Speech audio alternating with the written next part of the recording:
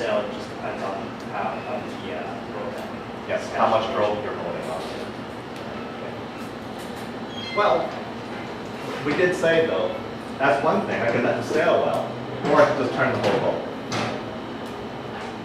So if we turn the whole boat, that also changes the orientation of the sail with respect to the wind, without letting the main sheet out. Two ways to do it. They achieve the same objective for the purposes of the solo sailing. Any other questions? How do I recognize the triangle? The best thing is when we go outside, I'll show you, and boom, it'll be very obvious. But when I sit here, again, I'm going that direction. I'm holding on to the main sheet. The main sheet, that red dashed line, goes up from my hand to the mainsail, goes back to the back of the boat, and it makes a triangle. So when I look back, you'll see a right triangle.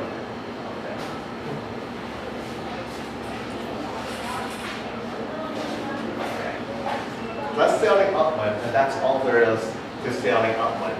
You want to be at this angle, you want the sail to be on the verge of the up, and to tell that most easily, you'll look for a right triangle when you look straight back at the boat.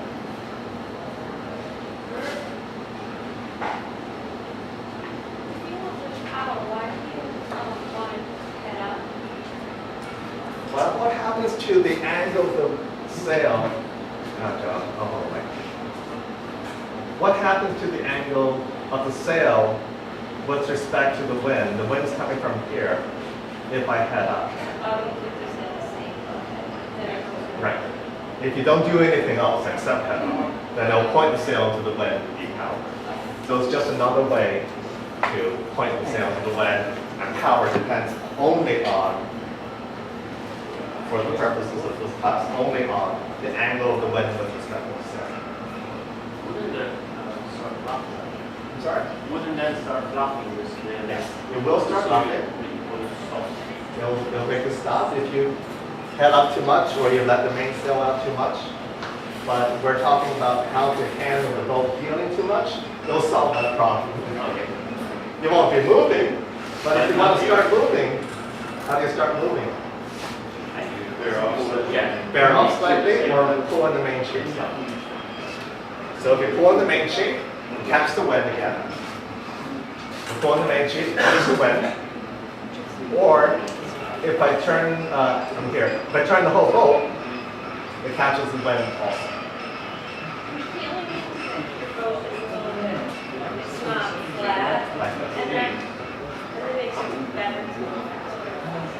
A little bit of feel is actually fast when you're sailing into the wind. It's about 20 degrees on these boats, but I'd say it's just a matter of comfort. And of course, if you feel more than a certain amount, the water will start coming in. No fun, but it probably won't capsize you. We're talking about sailing into the wind, don't solve. If you feel too much, some water can come in. Don't panic. It probably won't capsize you. I know that there are some other instructors that talk about, yeah, hundreds of pounds of water coming in. But not when you're sailing upwind and not when you're on a green flag day. The worst that will happen usually is just get your feet wet. Now sailing downwind, stop me if you have any other questions though. And we can always go back, because we're going to go to the demo boat and then we'll review it back in here. Sailing downwind is a little bit trickier. Sailing downwind, things happen more quickly, and that's one of the few ways you can capsize on a green flag day. There are some complicated ways, like for example, if you step on the boat rock, more capsizes happen when you're getting in the boat out there on a green flag day sometimes. The problem with the wind behind you is this. If the wind is coming from this side, the sail must be all the way over there. If I change the angle of wind a little bit, so I'm blowing from this side, the sail must go all the way to the other side. Illustrate. Here I'm sailing into the wind. The sail wants to be here. It wants to point toward the wind. If I turn the boat a little bit, the sail wants to be here. So the sail wants to be on the port side of my boat. As I turn the boat, the sail wants to be on the starboard side of my boat. No problem. If the wind's behind me, the sail's stuck over here. There's a side stay, that wire, that dashed black line that stops the sail over here. If I turn the boat a little bit, the sail has to slam all the way over to the other side. Kind of like if you have a car door, the wind's coming from behind you, the door goes whack as soon as you open it. If the wind's coming toward you, open the door a little bit, not a big deal, just push harder. So when the wind's coming from behind you, the most important thing to remember has nothing to do with efficiency. When we're sailing upwind, is to get your efficient close haul version of upwind. When the wind's behind you, the key thing to remember is whatever side the wind is coming from, keep it on that side. Keep your eye on the telltale. In fact, the US sailing book talks about how sailing downwind is easy. No, in terms of concentration, even if you're chatting with people, you need to be concentrating on that telltale a lot more than if you're sailing upwind. Sailing upwind, if you don't get that right angle, or you lose the verge of aloft, what happens? Just slow down a bit, not a big deal. If the wind's behind you and the wind crosses from one side to the other, the sail will want to slam across. And that's where you get to learn why this is called a boom, right? Because they can hurt. And also, you can destabilize the boat. Probably not get capsized, but yes, it could. Particularly if something's in the way of the boom, so the sail can't swing across freely. All that force in the boom trying to swing across is transferred the boat. Over you go. So when you're sailing behind you, let's say I'm here. Which side of the boat is the wind coming from? Port. This boat is broken. So which side should the sail be on? The wind's coming from port side, so the sail will get blown to the starboard side. Now, can it be at the verge of aloft? Now, verge of aloft would be something like 15 degrees right from the wind axis. It can't get over there because there's this wire, the side stay in the way. So all you do is to just let the sail go all the way out, as close as you can get to maximum efficiency. That's fine. So the telltale is going to be blowing this way. The telltale is going to be blowing right this way, because the wind's blowing this way. If I'm sitting in the boat, and here's the front of the boat, again, I'm sitting on the bench in the middle of the boat. The wind's going to be coming from behind me. Behind me, behind the boat, at a 45-degree angle. In particular, if I'm sitting here, I'm sitting opposite the sail. The sail's over there. The wind is going to, the telltale is going to be, which way is the wind coming from? I'm sitting here, the sail's over there. So, my port side. This is in front of the boat. But the sail's going to be, if the sail's over there, then the wind's coming from over here. And I'm going to see the telltale pointing at a 45-degree angle backward. Now, hard to visualize in here. A little bit better out at the demo boat, but still very confusing if you're out in the water. But here's the point.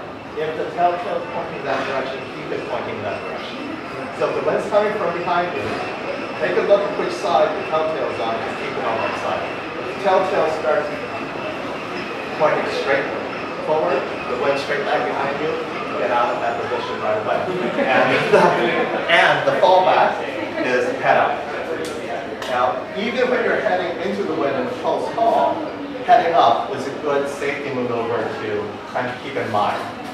So what I try to do as a beginner is before I go to a certain point of sail or before I start a maneuver, I keep in mind, okay, if something goes wrong or I get confused, what's my safety move? In many cases, the safety move is to head up. And how do you head up? Yeah, head from the sail. So if you're sailing with the wind behind you and you see the telltale starting to flutter like this, or you're not sure, you say, oh no, I don't know whether the wind has changed size, just head up, push the tiller toward the sail, and that will get you into a safe condition. Might stop moving, but it'll be safe. Okay, no problem. That's it for settling down. Any questions? So, we have a term, we're turning from here to here. What's that? Bearing off. We have a term for turning from here to here, heading up toward the wind. Now, if we turn from here to here, is it bearing off, heading up? As far as one than the other is both. What's first?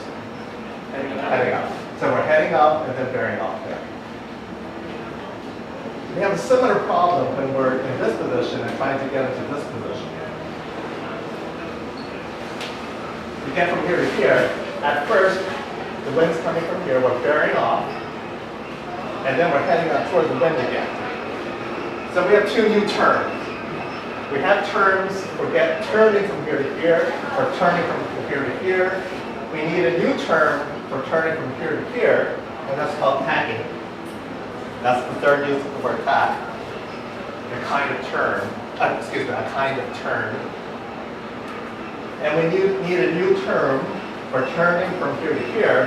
That's called a jibe. Jibing is also spelled G-Y-B. Same word, J-I-B or G-Y-B. Right? So what we'll talk about now is how to execute a tack and how to execute a jibe. Review though, how do we execute bearing off?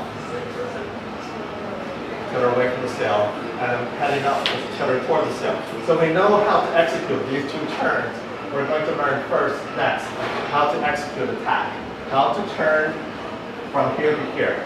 Now the definition of a tack is a turn where the wind's coming from in front of you that crosses from one side of the boat to the other. The solo test talks about the eye of the wind. They'll accept that answer, that's fine.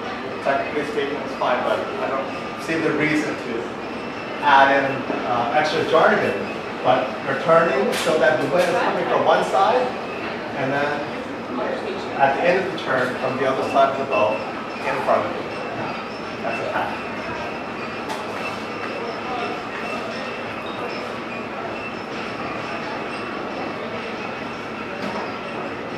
How do we start a tack? What's that? First part of a tack. Heading up. So we start by pushing the tiller toward the sail.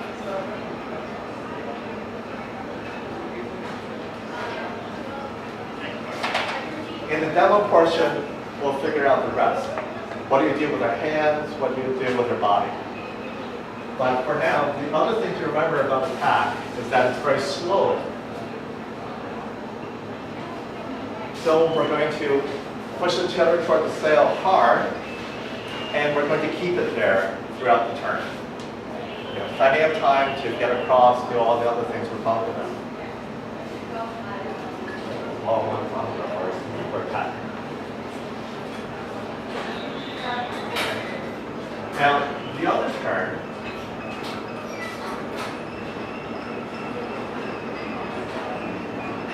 how do we start that turn? Jibe? Bear off. Going from here to here. First a bear off, and going this direction. The tiller, which way?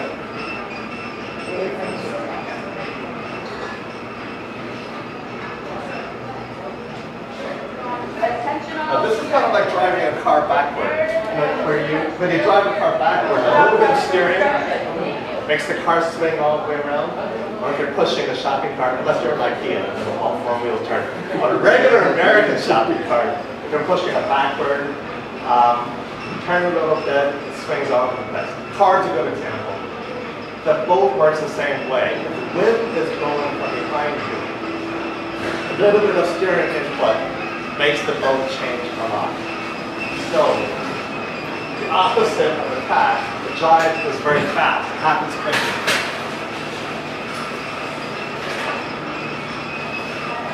So we're going to want